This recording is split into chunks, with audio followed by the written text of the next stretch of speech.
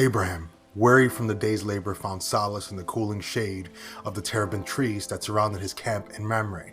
As the harsh sun beat down, he sat in the entrance of his tent, scanning the horizon for any sign of travelers or messengers. Suddenly, his eyes locked onto an extraordinary sight. Three mysterious men materialized from the shimmering heat haze, standing a short distance away. In a burst of energy, uncharacteristic of his years, Abraham bolted from his tent and raced toward the men. His heart pounded as he reached them, and out of reverence and hospitality, he bowed low to the ground. "Divine visitors," he began, his voice tinged with awe and excitement. "If I have earned any favor in your eyes, please honor me by not passing by. Allow me to offer water for washing your feet and provide you with a place to rest beneath these trees." The men exchanged glances before nodding in unison. "Do as you have said," they replied. Energized, Abraham rushed back to his tent. "Sarah," he called out to his wife, "quickly prepare 3 portions of the finest meal, knead it, and make cakes for our guests." Without waiting for her response, he dashed off toward his herd, his eyes surveyed his livestock before selecting a tender and healthy calf.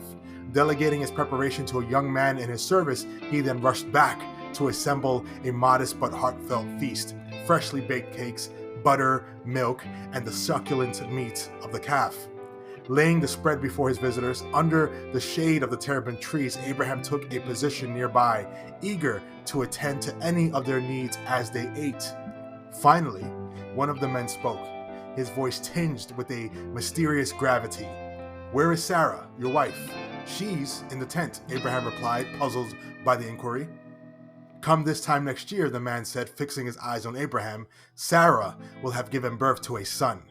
From her concealed position within the tent, Sarah, who had been eavesdropping, couldn't contain her laughter. The absurdity of bearing a child at her age, especially considering Abraham's advanced years as well, seemed laughable. Why did Sarah laugh? The man's voice suddenly cut through the air, causing Abraham's heart to skip a beat. "Is anything too hard for the Lord? A year from now you will hold your son." Caught off guard and feeling ashamed, Sarah hastily denied her laughter, but her denial was met with a firm rebuke. "No, but you did laugh." As the meal came to an end, the mysterious guests rose to their feet, casting their gaze in the direction of Sodom. The gravity of their presence seemed to thicken the air. Abraham, sensing that his role as host was not yet complete, accompanied them on their way. The Lord then shared with Abraham the troubling news. "Sodom and Gomorrah have drawn the outcry of many, and their sins are grave. I must go and see if their actions warrant the complaints." Hearing this, a knot tightened in Abraham's stomach. While he knew of the city's reputations, the thought of complete destruction filled him with a desperate urgency. He found himself stepping closer to the Lord, fueled by a mix of audacity and concern. "Would you sweep away the righteous with the wicked?" he questioned, his voice tinged with both boldness and trepidation.